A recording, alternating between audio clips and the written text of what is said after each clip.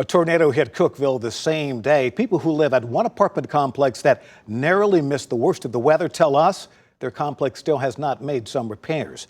And this is not their only problem with that complex. Call for Action problem solver Carice Jackman is working hard to get them the answers they desperately want.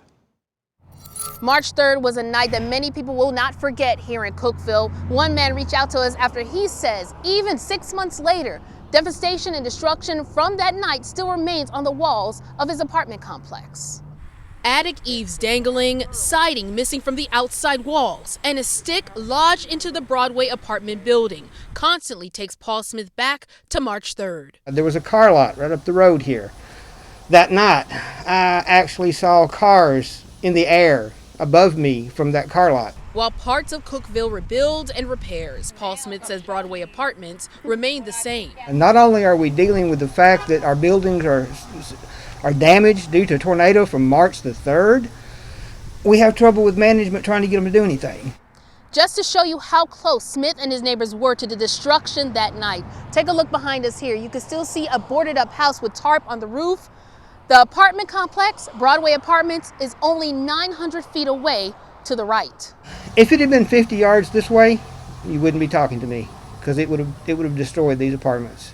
Smith says it's not just him. Other neighbors have complained about additional issues with the complex, like leaky roofs, leaky mailboxes, and mold.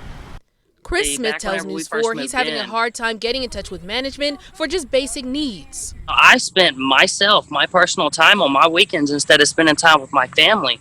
I was out here picking up the trash. Over the past 2 days, we've reached out to Broadway apartment managers about the concerns from the residents. We did get a call back today, and we're waiting on a response to our questions. Smith says many of the people who live in this complex are lower income on Section 8 and are scared of speaking up. But as we approach the 6-month anniversary since the tornado swept through his town with very little change, Smith isn't afraid anymore.